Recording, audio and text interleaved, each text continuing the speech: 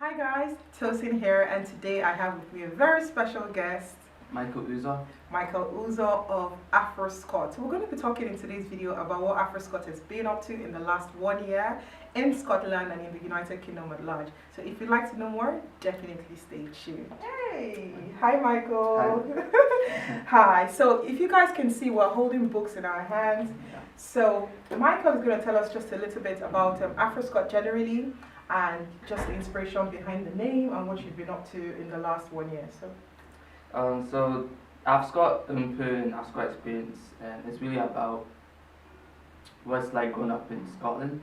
And I wanted to take my inspiration from Africa as well, because growing up, I was a bit ashamed of my African heritage.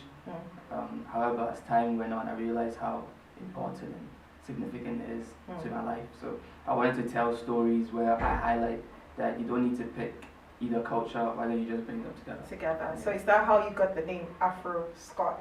The name Afroscot really came from, I was attending a wedding, and it was this African lady, Nigerian lady, marrying a Scottish man. Okay. And I thought this was really exciting, and the idea was in my head, Afroscot, And I painted this image of a Scottish man going to Africa. I think the image is somewhere on my Instagram, and through that, I just thought I think it would be a good idea to put both Afroscot together to make Afroscot. Amazing. I really like that. I think it's usually can when I fill forms online, I see things like, oh, Black African, Black British. I've never seen African Scottish, and I think that Scotland has its own identity.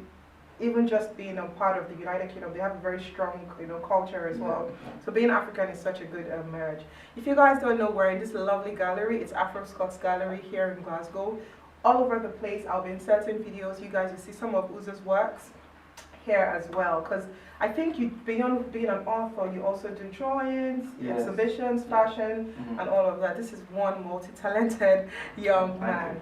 So we have two books in our hands. This is the first book I think Uzo wrote, and that is the latest one. And if you stay tuned to the end, you get something exciting from us. So do you want to tell us about this book? It's such a beautiful book. The inspiration behind the art on the cover and all of that. So the inspiration for Afroscot Mkpu came from I got into a bad situation at the church, and I wanted to really express that in writing, because you don't want to express it towards somebody, So I thought writing is a great way for me to just let these thoughts out. But then when I read that, I thought this is quite distasteful. I don't think anybody want to read something like this. So I decided to instead research African and Scottish history to then put that into a story to understand why maybe a white person might look at a black person in a derogatory way, So I wanted to find out why is that, how do we come in the Bible and the Gospels? So through that, I then kind of came up with the story. So is this the Mkpu, if I get the pronunciation right? Is it more about a real life experience, or is it fictional, or a little bit of both of them? So there's some real life events that happen. For example, with slavery. There's a section in the book where we talk about what happens, why do they throw slaves overboard into the sea? Why they do that. But Mkpu actually means mask in Igbo, but it can also mean termite, exclamation. Okay. So when you wear a mask, you don't know the identity of the person behind it. Same with the word, depends on the context. So you understand it more once you read the story. Oh, I even think there's a popular quote of mask that says, give a man a mask and it tells you everything you want to know. Because people are more honest when there's no face. That's why you have trolls online and all of that. Okay, so that's amazing. So what about the first book, the Afroscot Experience? And I think this is such an amazing one as well. So do you want to tell us a little bit about this one? So the Afroscot Experience is more of my own experiences growing up in Glasgow, and also other people's experiences as well. What I heard growing up, with maybe racism, immigration, trying to fit in, and being ashamed, like I said, of your own culture.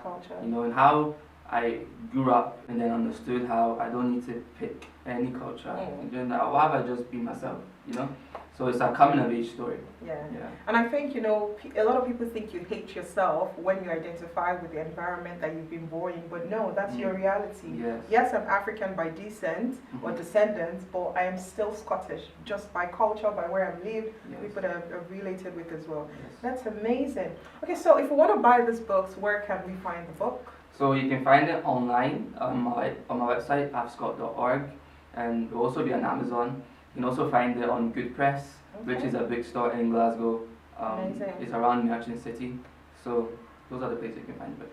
Yeah. Amazing. Okay, all the links to purchase this book will be beneath this video and somewhere on the video as well. So would you like to leave us with any takeaway points, any takeaway words?